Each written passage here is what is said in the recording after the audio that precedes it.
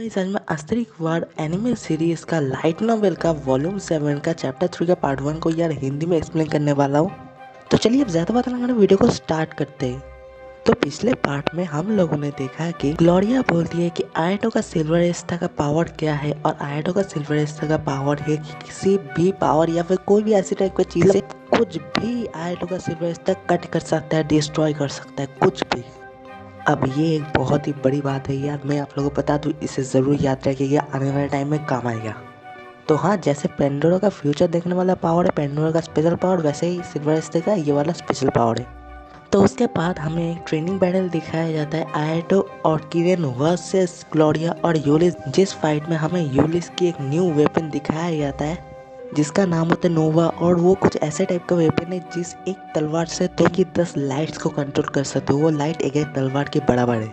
हालांकि यूलिस ने अभी तक उस पावर को पूरी तरीके से कंट्रोल करना नहीं सीखा। फिर किरेन की बारी आता है, जहाँ पर किरेन एक अमाग्योरी शिनबे स्टाइल मास्टर टेक्निक यूज़ करती है, और वो भी आयटो से ज़्यादा बढ़िया। लेकिन फिर भी किरेन और आयटो हार जाते हैं और ग्लोरिया और यूलिस ही जीत जाते हैं। फिर वो लोग ऐसे ट्रेनिंग कंटिन्यू करते हैं 3 महीने तक, मतलब जब तक फर्स्ट ईयर कंप्लीट ना हो जाए। अब आगे तो चैप्टर का नाम है स्कूल फेयर रैप्सोडी पार्ट 1। तो चैप्टर की स्टार्टिंग में हमें 7th इंस्टीट्यूट जीलोग एकेडमी को दिखाया जाता है, जहाँ पर हुफंग बोलता है कि मैं आपकी इस बात से एग्री नहीं करता मास्टर। और हमें दिखाया जाता है कि हुफंग एक बहुत ही सुंदर क्राफ्टेड टेबल के सामने बैठा हुआ रहता है, और उसके ही सामने ज़ाइलोगु बैठी रहती है और हुफंग को बिल्कुल इग्नोर कर रही होती है। और ज़ाइलोगु कौन है? ज़ाइलोगु जीलोग एकेडमी का स्टूडेंट काउंसिल प्रेसिडेंट है, आप लोगों को पिक्चर में देख लिया होगा। और हाँ यार, एक चीज़, किसी भी कैरेक्टर को यार भूलना नहीं है आप लोगों को। हर एक कैरेक्टर इंपॉर्टेंट है, स्पेशली ज़ाइलोगु तो बहुत ही ज़्यादा इंपॉर्टेंट कैरेक्टर है। उसकी पूरा नाम होती है जिंगलागु फैन। मैं उसे ज़ाइलोगु ही बोलता हूँ हमेशा, पता नहीं प्रोनाउंस में हमेशा गलती हो जाता है। तो उसका नाम है जिंगलागु फैन। तो जिंगलागु फैन के पीछे शिनहुआ ली और शिनह्यो ली बैठे रहते हैं, मतलब वही जो आयटो के साथ टैग टीम बैटल किए थे सीजन 2 में। आप लोगों ने अगर सीजन 2 देखा होगा तो आप लोगों को पता होगा। तभी जिंगलागु फैन बोलती है, क्या तुम मेरे डिसीजन से अनहैप्पी हो हुफंग? तो ये बात सुन के जिंगलागु फैन थोड़ी सी मतलब गुस्से से ज़्यादा इम्प्रेस हुई कि हुफंग ने सच में उसे कुछ बोला है। क्योंकि जब से हुफंग आया है ना, हुफंग को ज़्यादा बात नहीं करता, जो भी उसका मास्टर बोलता है वो वैसा ही करता है। लेकिन 24/7 ज़ाइलोगु के साथ रह कर अब वो मतलब उतना ज़्यादा चुपचाप नहीं रहता, वो भी बोलने लगा है। तभी पीछे से अचानक से एक लड़की बोलती है, मैं इंटरप्ट तो नहीं करना चाहती। तो हाँ, उसकी नाम होती है सिसिलिया वैंग। एक न्यू कैरेक्टर का एंट्री होता है। तो सिसिलिया वैंग जिंगलागु फैन का second most important discipline water set को संभालती है, और एकेडमी में नंबर 4 रैंक में है वो। और अगर डिसिप्लिन और मास्टरी के सामने देखा जाए, हुफेंग से भी ज़्यादा मतलब ज़ाइलोगु के साथ रहती है। और पिछले साल हुफेंग और सिसिलिया एक साथ टैग टीम खेले थे, और वो लोग सेमीफाइनल तक पहुंच चुके थे, और उस टूर्नामेंट का नाम था फिनिक्स टूर्नामेंट। तो वो लड़की सिसिलिया वॉक बोलती है कि इन दोनों को टीम में लाना चाहिए, क्योंकि ये दोनों काफ़ी स्ट्रॉन्ग है। ये सुन के हुफंग बोलती है कि ताकतवर होने का मतलब ये नहीं है कि उन लोगों को टीम में लाना चाहिए। अगर वो दोनों टीम में आए तो टीम का बैलेंस पूरा अनबैलेंस हो जाएगा। ये सुन के सिसिलिया वॉन्ग बोलते, ओ अच्छा हुफंग, तुम्हें इसीलिए बुरा लग रहा है क्योंकि तुम्हारे डिसिप्लिन में से कोई भी नहीं सिलेक्ट हुआ, मेरे डिसिप्लिन वाटर सेट से सिलेक्ट हुआ। तो हुफंग का डिसिप्लिन होता है ओट सेक। ये सुन के हुफंग काफ़ी ज़्यादा गुस्सा हो जाता है, लेकिन वो अपने आप को जैसे तैसे कंट्रोल करने की कोशिश करता है, क्योंकि ज़ाइलोगु बैठी हुई रहती है। तभी सिसिलिया बोलती है कि अरे चिंता मत करो हुफंग, मैं काफ़ी बढ़िया मार्शल आर्टिस्ट हूँ, तुम्हें ये पता है, तो फिर चिंता करने की कोई ज़रूरत नहीं है। तो हाँ, सिसिलिया उतनी भी बुरी नहीं है। सिसिलिया असल में काफ़ी अच्छी लड़की है, लेकिन वो हुफंग को मतलब चिढ़ाने में पसंद करती है। तभी ये सब देख के जिंगलागु फैन बोलती है, वाह तुम दोनों काफ़ी ज़्यादा क्लोज हो एज ऑलवेज। तभी अचानक से पीछे से दरवाज़ा खोल के एक बंदा एंट्री लेता है, जो काफ़ी ज़्यादा लंबा रहता है। यहाँ पर भी एक न्यू कैरेक्टर का एंट्री होता है, और उसकी ऑरा पूरा डिफरेंस होता है, मतलब बहुत ही ताकतवर बंदा होता है। तो हुफंग उसे इंट्रोड्यूस करने के लिए खड़ा होता है, लेकिन वो बोलता है उसे कोई ज़रूरत नहीं है, बैठ जाओ। और उसका नाम होता है जियो हुई ओ। अभी मैं स्पेलिंग लिख दूंगा स्क्रीन पे, आप लोग पढ़ लेना यार, उसका नाम अजीब टाइप का है। तो हाँ, वो जिंगलागु फैन का पहला डिसिप्लिन है और सेकंड हाईएस्ट रैंक पोजीशन में है, और वो हुफंग से मार्शल आर्ट्स में ज़्यादा ताकतवर है, और सिसिलिया से शिनजुत्सु में भी ज़्यादा ताकतवर है। तो हुफंग ये सोचता है कि उसके बारे में ये कहावत है कि मतलब जियांग हुई हो के बारे में कि वो रूम के बाहर नॉर्मली कभी नहीं आता और पब्लिकली अपीयर तो बिल्कुल भी नहीं होता। और उससे हुफांग ने बहुत टाइम पहले एक बार ही फेस टू फेस बात किया था, उसके बाद एक बार भी नहीं बात कर पाया। और ये बताया जाता है कि वो एक लौता है जो जिनलागू फैन के साथ पर्सनली ट्रेनिंग करता है। मतलब जिनलागू फैन पर्सनली सिर्फ उससे ही अपने साथ फाइट करने के लिए अलाउ करती है। तो तभी ज़ूं ही वो आ जाता है और आकर सीट पे बैठ जाता है और चाय बनाने लग जाता है। ये देख के हुफैंग बोलते हैं कि 1 मिनट जिया हुई। तभी वो एकदम उसकी बात को इग्नोर कर देता है और बोलता है कि साइलेंट रहो, और वो चाय बनाने लगता है। तो हुफैंग और सिसिलिया दोनों ही बस ऐसे ही चुपचाप बैठे रहते जब तक वो टी बना के जिनलागू फैन को देता नहीं। और तभी हुफैंग से इसमें आया। हुफैंग बोलता है जब चल क्या रहा है भाई, बड़े भाई अगर आपको टी बनाना है तो मुझे बताइए, मैं बनाकर उन्हें पिला देता हूँ, आप लोग इम्पोर्टेंट बात कीजिए। लेकिन उसके इस बात को भी इग्नोर करके जिनलागू फैन वो चाय पीती है और बोलती है कि हमेशा की तरह काफ़ी बढ़िया है। ये सुन के हुफैंग गुस्सा हो जाता है। हुफैंग बोलता है मैं भी तो चाय बनाता हूँ, इसमें कोई बड़ी बात क्या है। तभी जिनलागू फैन बोलता अरे तुम पी कर तो देखो ये वाला चाय, तब तुम्हें पता चल जाता। तभी हुफैंग बोलता नहीं मुझे नहीं चाहिए, लेकिन तब भी जिनलागू फैन उसे पिलाना चाहते हैं तो वो मना भी नहीं कर सकते क्योंकि वो उसका मास्टर है, तो वो पी लेता है। तभी पीछे वो ट्विंस भी खड़े रहते। तभी जिनलागू फैन बोलता है तुम तो कब से खड़े रहोगे, बैठ जाओ आकर। और वो दोनों की मतलब जिंग हुई को देख के एकदम शॉक रहते, तो वो दोनों भी सामने आकर बैठ जाते। तब भी जिनलागू फैन बोलते अच्छा अब इम्पोर्टेंट बात, मैंने चूज़ किया है तुम पाँचों मिलकर ग्रिप्स टूर्नामेंट पार्टिसिपेट करोगे। और वो जैसी बोलती है मतलब नॉर्मली बोलते, लेकिन उसकी वर्ड में गहराइया होता है। मतलब ऐसा हल्का हल्का सा लगने लगता है कि वो चाहती है कि उसकी ही टीम जीते। तो सभी लोग एकदम मास्टर वाले पोजीशन में आ जाते हैं और बोलते हैं हाँ ज़रूर। लेकिन तभी हुफैंग बोलता है कि अगर आपकी इजाज़त हो एक सवाल पूछना चाहूँगा कि ट्विंस को हमारी टीम में डालने की रीज़न क्या है।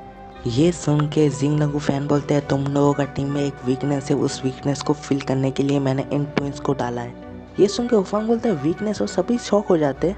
तभी जिनलागू फैन बोलती है कि हुफैंग तुम काफ़ी ज़्यादा ऑनेस्ट हो और सिसिलिया भी काफ़ी ज़्यादा ऑनेस्ट है और दोनों ही हैंड टू हैंड फाइट में काफ़ी बढ़िया है। सिसिलिया तो बड़े ही ब्रूटल फोर्स यूज़ करती है जीतने के लिए, और हुफैंग भी मतलब 1-on-1 फाइट में एक विश्वास रखता है। मतलब चीटिंग वीटिंग उनसे नहीं होगा, वो एकदम सही प्लेयर है।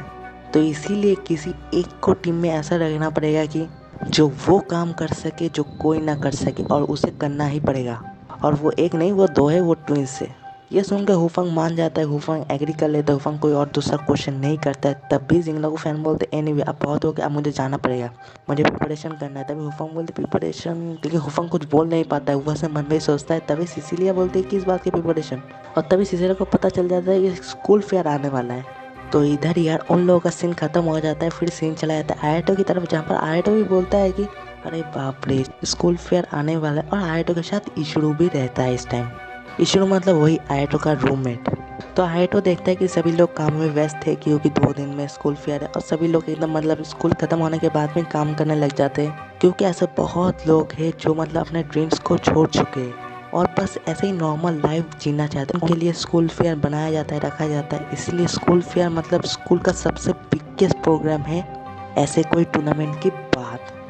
तो आयटो बोलता है इशूरो को कि स्कूल फेयर तो एक जापानीज प्रोग्राम है ना। तभी इशूरो बोलते हैं हाँ ये सेडोकान में ही पहले होता था, लेकिन अब ये मतलब इतना फैल जो है कि सभी एकेडमी में होता है, सभी लोग एकदम इंजॉय करते हैं, टूरिस्ट बहुत आते हैं। और आयटो मतलब सेकेंड ईयर में पहुंच हो गया, लेकिन सेकेंड ईयर में कुछ भी चेंज नहीं हुआ। उसका रूम भी वही है, क्लासरूम भी वही है, होम रूम टीचर भी वही है। सिर्फ चेंज एक ही चीज़ में हुआ कि सीट बदला बदली हो गया, सीट चेंजेस हुआ, लेकिन आयटो का पीछे इशूरो ही बैठा है, जिसकी वजह से आयटो काफ़ी ज़्यादा शौक है कि इशूरो आयटो का पीछे क्यों है, ये कैसे हो सकता है। फिर आयटो बोलता है कि तो फिर सभी एकेडमी खुले होंगे कि सभी एक दूसरे की एकेडमी में जा सकते हैं। ये सुनकर इशूरो बोलता है हाँ अभी के लिए तो सभी खुले, लेकिन कुछ लिमिटेड जगह ही खुले, ऐसा नहीं कि तुम खुले हम घूम सकते हो। तभी इशूरो बोलते एनीवे मुझे अभी जाना पड़ेगा, मेरा काम है। तभी आयटो बोलता है लेकिन आफ्टरनून क्लास का क्या होगा। तभी इशूरो बोलता अरे यार मैंने काम है अभी बहुत ज़्यादा। तो हाँ इशूरो काफ़ी ज़्यादा बिजी है, यहाँ तक कि रात में घर भी नहीं आ रहा, क्योंकि उसका जो न्यूज़पेपर क्लब है वो एक नया कुछ होने वाला है इवेंट, उसके लिए काफ़ी ज़्यादा एक्साइटेड है और इशूरो उसमें ही काफ़ी ज़्यादा मेहनत कर रहा है। और सबसे बड़ी बात वो इवेंट जो होगा वो सेडोकान में नहीं हो, उसमें जीलोग और आलिकाट एकेडमी भी होगा। तभी इशूरो बोलते आयटो प्लीज़ तुम भी एंटर कर लो ना। और इशूरो आयटो को मतलब रिक्वेस्ट करने लगता है। आयटो बोलता है अच्छा ठीक है, और आयटो फिर ठीक है बोल के इशूरो जैसे नाम लिखवा देता है। तभी आयटो बोल में सोचता है कि क्या मैंने सही किया? तभी आयटो इशरू को पूछता है कि क्या टूर्नामेंट किस बारे में है, इवेंट क्या होने क्या वाला है, मुझे फाइट करना पड़ेगा या फिर कुछ और, क्योंकि मेरा कुछ और भी प्रॉमिस है, मुझे वो भी फिल करना है। तभी इशरू बोलता है अरे चिंता मत करो, सभी टाइम में समझ में आ जाएगा। तभी आयटो बोलता है लेकिन तुम इस न्यूज़पेपर क्लब के लिए इतना डेस्परेट क्यों हो? तभी इशरू बोलता है असल में क्लब प्रेसिडेंट ने मुझे ये काम करने के लिए बोला है। तभी आयटो बोलता है तुम्हारा वो क्लब प्रेसिडेंट? तभी आयटो थोड़ा याद करने की कोशिश करता है। आयटो को पता होता है कि किसकी क्लब प्रेसिडेंट को आयटो ने किसी न किसी समय तो एक खिड़की के बाहर देखा है, लेकिन उसे याद सही से नहीं आ रहा है। तभी इशूरो बोलता है असल में क्लब प्रेसिडेंट का ये फाइनल ईयर है और ये न्यूज़ पर शायद उसका फाइनल होगा, तो वो चाहती है कि एक फायरवर्क्स के साथ उसका गुड बाय हो। तो इशूरो ये थोड़ा हंस के बोलने की कोशिश करता है, लेकिन ये आयटो समझ जाता है कि इशूरो अपने फीलिंग्स को छुपाने की कोशिश करता है। तभी आयटो मन में सोचता है कि इशूरो का ये वाला साइड वो पहली बार देख रहा है, वो उसे रिजेक्ट भी नहीं कर सकता, लेकिन वो अपने दूसरा प्रॉमिस को ब्रेक भी नहीं कर सकता। तभी आयटो मन में सोचता है कि जब उसने सिल्विया से फर्स्ट टाइम मिला था, फ्लोरा को ढूंढने के लिए बोला था, तो सिल्विया एक्सचेंज में आयटो के साथ डेट में जाने के लिए प्रॉमिस किया था, आप लोगों को याद होगा। तो उसके बाद सिल्विया ने बार कांटेक्ट नहीं किया आयटो से, फिर सडनली एक दिन आयटो को कांटेक्ट करती है और वो बोलती है कि मैं 3 दिन बहुत ही मुश्किल से मैं हॉलीडे जुगाड़ कर पाई हूँ, तो ये 3 दिन हम लोग डेट पे आएंगे, ठीक है। तो ये पास में हो जाता है। तो आयटो मन में सोचता है कि एक ही दिन में इतना सब कुछ करना तो उसके लिए थोड़ा मुश्किल हो जाता है। तो आयटो इशू को बोलता है अच्छा ठीक है, मैं कोशिश ज़रूर करूँगा पार्टिसिपेट करने का, क्योंकि आयटो फिनिश टूर्नामेंट जीत चुका है, अगर वो पार्टिसिपेट करे तो ज़्यादा ऑडियंस देखने आएगा। फिर आयटो मन में सोचता है कि सिल्विया से उसने एक ही टाइम बात किया था वही फ़ोन में, और उसने ये बता दिया था कहाँ पर मीट करना है, लेकिन ये नहीं बताया कि 3 दिन करना क्या है। फिर प्रेजेंट टाइम में इशरू बोलता है अच्छा ठीक है, तुम अपने तरीके से पूरा कोशिश करना, मैंने सुना है कि तुम्हारा टीम थोड़ा ब्रेक लिया ट्रेनिंग से। तभी आयटो बोलता है हाँ हम लोग थोड़ा ट्रेनिंग से ब्रेक लिए, लेकिन यूलिस ने ब्रेक लेने से इनकार करते वो अकेले ट्रेनिंग कर रही है। क्लोरिया अपने स्टूडेंट काउंसिल प्रेसिडेंट के काम में बिजी हो गई है, लेकिन यूलिस अपने आप को स्कूल फेयर दिनों में उसी रूम में एक तरीके से लॉक कर रही है और ट्रेनिंग ही किए जा रही है। तभी इशरू बोलता है हाँ वही प्रिंसेस है ना, डेट प्रिंसेस फॉर यू, कभी बदलने नहीं वाली है। तभी इन दोनों को सामने से थोड़ी दूर में हमें दिखाया जाता है कि साया बैठी है और साया इन दोनों को ऐसे ही देख रही है बातें करते हुए, और साया काफ़ी गुस्सा है। और तभी इशरू बोलते क्या तुम्हें सच में नहीं पता? तभी आयटो बोलता है कि, और तभी बेल बज जाता है। तभी इशरू बोलता है अरे यार ज़्यादा लेट हो गया, मुझे अभी जाना पड़ेगा। तभी आयटो बोलता है अरे आफ्टरनून क्लास तो करके आओ। तभी इशरू बोलता है चिंता मत करो, वो क्लास वैसे ही बोरिंग होने वाला, मुझे उसमें कोई इंटरेस्ट नहीं है। ये बोल के वो चला जाता है और इधर यह पार्ट 1 खत्म हो जाता है वॉल्यूम 7 का चैप्टर 3 का। तो अगर वीडियो पसंद आया तो लाइक कीजिए, सब्सक्राइब कीजिए और जितना हो सके अपना दोस्तों के साथ शेयर कीजिए। तो हाँ फिर मिलते हैं अगले किसी वीडियो में, बाय, सी या।